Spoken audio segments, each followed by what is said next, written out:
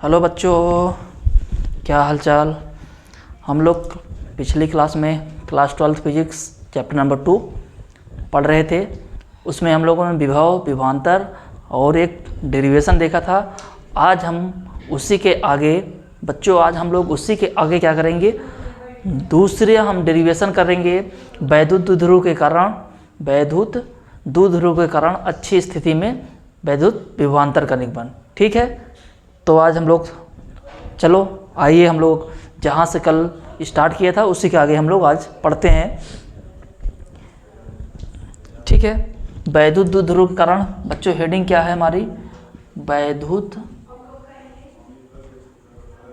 द्विध्रुव के कारण अच्छी स्थिति में वैद्युत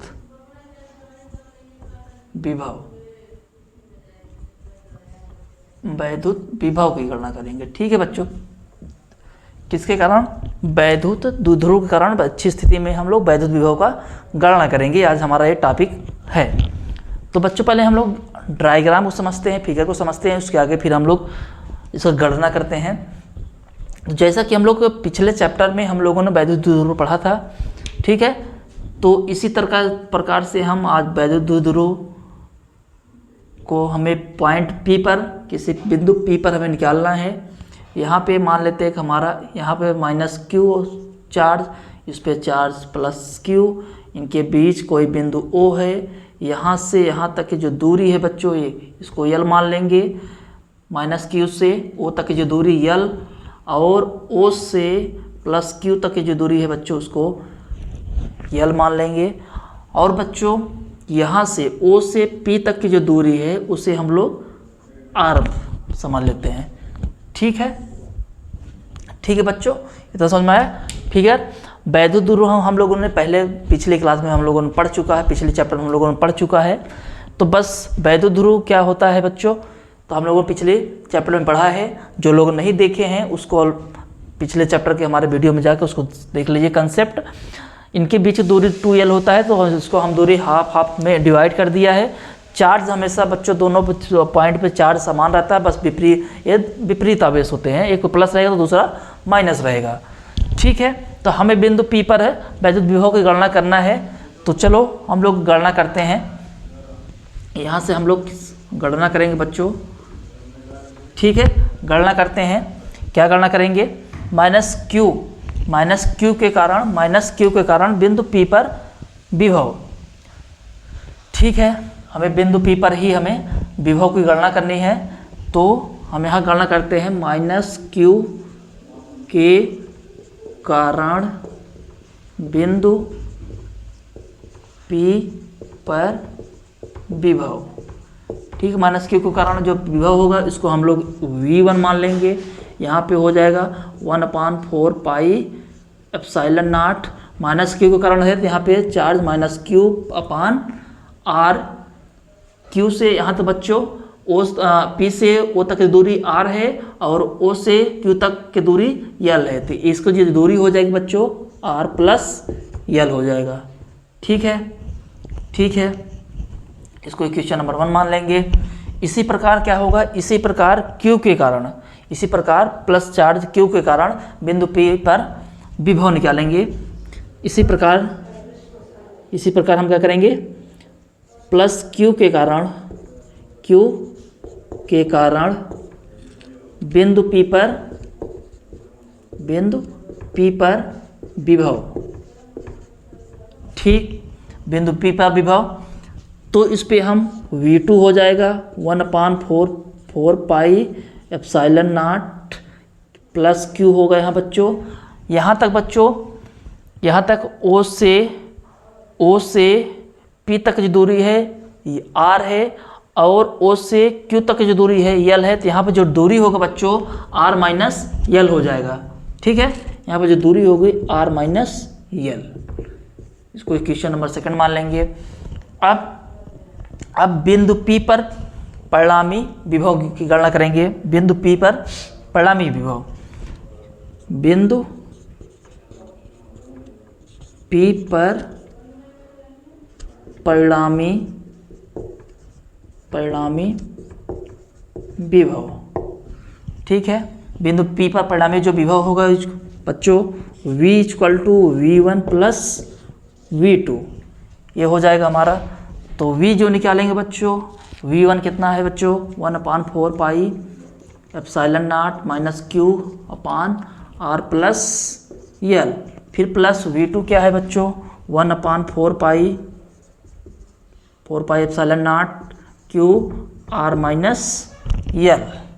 ठीक है, इसमें Q और 1/4 पाई एप्सिलॉन नॉट हम इसको बाहर ले लेंगे, तो इसको हम इस प्रकार लिख सकते हैं, V इक्वल टू होगा Q 1/4 pi epsilon not, bracket में बच्चों हो जाएगा, ये माइनस हो जाएगा तो यहाँ पे हो जाएगा 1/R माइनस L, यहाँ पे फिर माइनस, फिर होगा 1/R प्लस L हो जाएगा। ऐसा क्यों हुआ बच्चों, ये माइनस चिन्ह इधर माइनस हो जाएगा, इधर प्लस हो जाएगा माइनस के कारण। ठीक है, तो माइनस मल्टीप्लाई होगा। तो अब इसको हम लोग एलसीएम इसका निकाल लेंगे, तो इसको हम इस प्रकार से लिख सकते हैं, V equal to Q/4 pi epsilon naught R plus L minus R minus L upon R minus L। ठीक है, R माइनस बच्चों एक कोष्टक में R माइनस L, दूसरे कोष्टक में R प्लस L हो जाएगा, इस प्रकार से हो जाएगा। ठीक, अब इसको हम लोग आगे करते हैं डेरिवेशन। अब इसको आगे हम लोग डेरिवेशन करते हैं।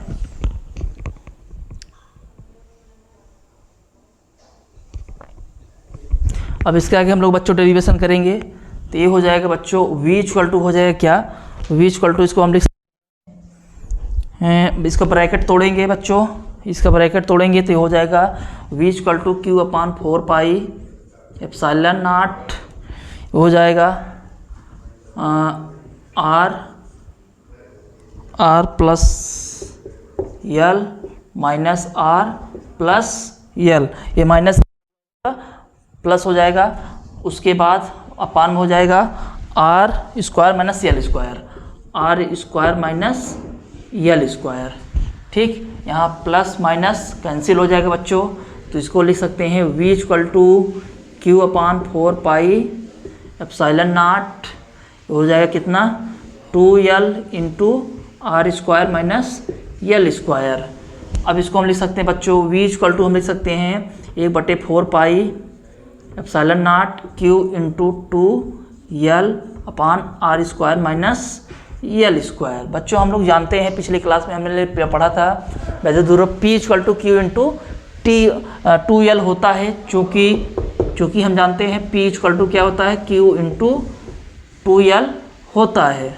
इसको हम लोगों ने पिछली क्लास में पिछले चैप्टर में पढ़ा था, तो अब यहाँ पे हम क्या लिख लेंगे, इसके बराबर P लिख लेंगे।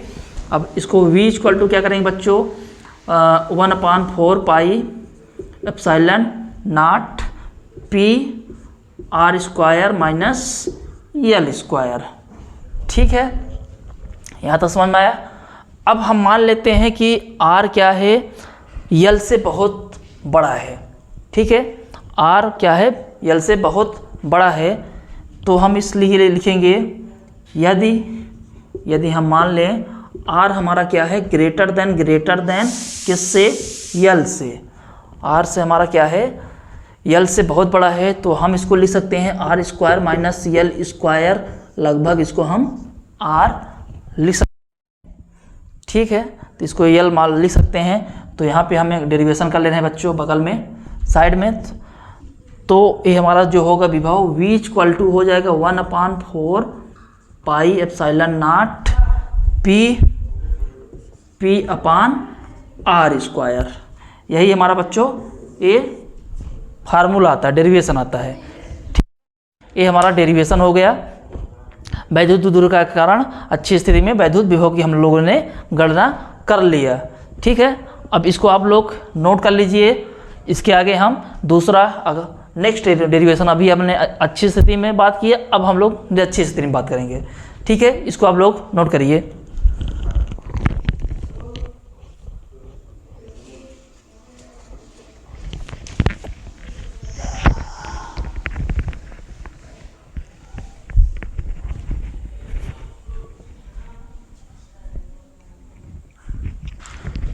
तो बच्चों इसको हम लोग इरेज करते हैं, आप लोग इसको स्क्रीनशॉट ले लिए होंगे। ठीक है, इसको आप लोग नोट कर लिए होंगे। अब इसको हम इरेज करते हैं। अब हम लोग निरक्षीय स्थिति में बात करेंगे। ठीक है, इसको हम लोग इरेज करते हैं।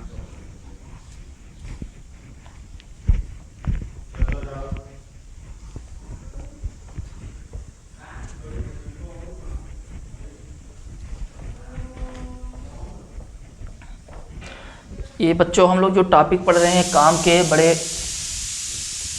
काम का टॉपिक है। अभी हम लोगों ने अच्छी स्थिति में डेरिवेशन देखा, अब हम लोग निरक्षीय स्थिति में बात करेंगे। ठीक है, अब हम लोग किस में बात करेंगे बच्चों? निरक्षीय।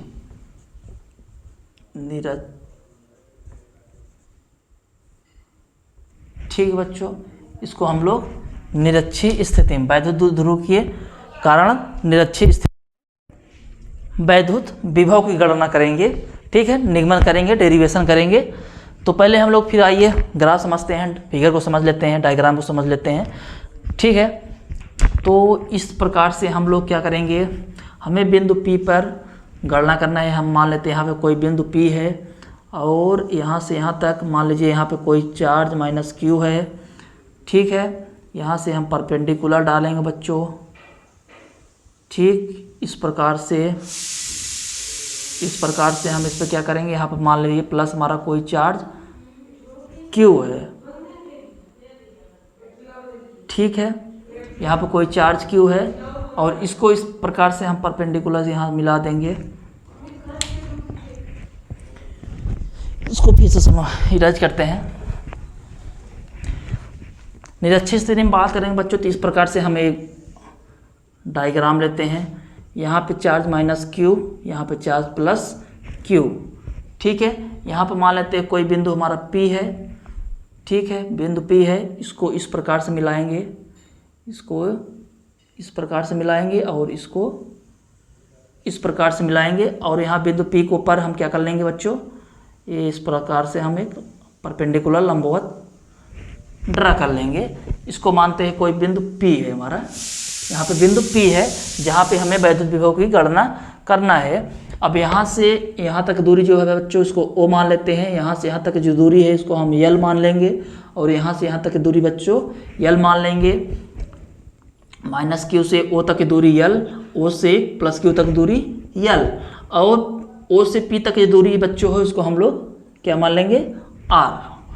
ठीक है, इसको हम लोग R एज्यूम कर लेते हैं, मान लेते हैं। तो बच्चों ए लंब, ए हमारा आधार हो गया, ये हमारा कर्ण हो गया, ये हमारा लंब हो गया, ये हमारा आधार हो गया। तो ये हमारा जो कर्ण हो गया बच्चों, अंडर रूट में क्या हो जाएगा, ये अंडर रूट में R square plus L square. ये जो दूरी होगी माइनस Q से P तक की दूरी होगी under root R square plus L square. इसी प्रकार P से Q तक की जो दूरी होगी बच्चों, R square plus L square.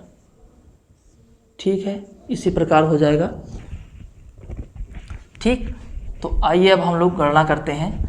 अब हम लोग गणना करते हैं इसकी फिगर से। ठीक है, जैसे हम लोगों ने अच्छी स्थिति में गणना किया था, सेम प्रकार से उसी में है, बस थोड़ा सा डायग्राम थोड़ा सा डिफरेंस है, बाकी सेम है। ठीक है, निरक्षीय स्थिति में आइए कर देखते हैं, वैद्युत विभव की गणना करेंगे। कहाँ पे, बिंदु P पर निकालेंगे। तो अब माइनस इसी प्रकार लिखेंगे, माइनस Q के कारण बिंदु P पर विभव। ठीक है, बिंदु P पर विभव। तो यहाँ पर हमारा जो विभव होगा V इक्वल टू, इसको V है तो इक्वल टू क्या लिखेंगे, 1/4 पाई एप्सिलॉन नॉट, किसके कारण बच्चों, माइनस Q के कारण। और जो दूरी होगी under root R square plus L square. ठीक है, इसी प्रकार इसी प्रकार क्या करेंगे, प्लस क्यू के कारण बिंदु P पर विभव जो हमारा होगा, इसी प्रकार क्या हो गया, प्लस क्यू के कारण बिंदु P पर विभव। इसी प्रकार बच्चों प्लस क्यू के कारण बिंदु P पर विभव, तो हमारा जो V2 हो जाएगा, V2 होगा कितना हो जाएगा, 1/4 pi epsilon naught plus Q under root अपान में under root R square plus L square, ठीक, R square plus L square. अब इसी प्रकार हम बिंदु P पर क्या करेंगे, अब बिंदु P पर परिणामी तीव्रता निकालेंगे, इसलिए या चूंकि इसलिए हम क्या करेंगे, बिंदु P पर परिणामी तीव्रता, ठीक है, बिंदु P पर परिणामी तीव्रता निकालेंगे बच्चों। तो यहाँ पर लिखेंगे V इक्वल टू क्या लिख सकते हैं, V1 प्लस V2, ठीक है, V1 equal to V1 plus V2।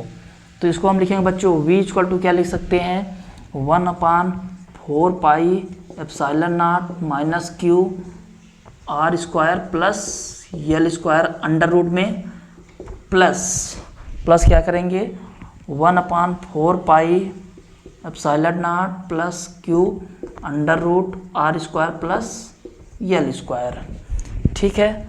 इसको हम क्या करेंगे बच्चों, तो अब इसको हम लिख सकते हैं V बराबर हम क्या लिख सकते हैं, वैल्यू पुट कर दिया है, तो अब इसको हम लोग प्लस माइनस करेंगे, तो यहाँ पर हो जाएगा minus Q 1/4 pi epsilon naught plus Q 1/4 pi epsilon not, A plus A minus cancel हो जाएगा बच्चों, ए V इक्वल टू क्या हो जाएगा हमारा 0, V इक्वल टू क्या हो जाएगा 0। जो परिणामी तीव्रता होगा बच्चों, परिणामी जो विभव होगा वो क्या हो जाएगा बच्चों 0 हो जाएगा।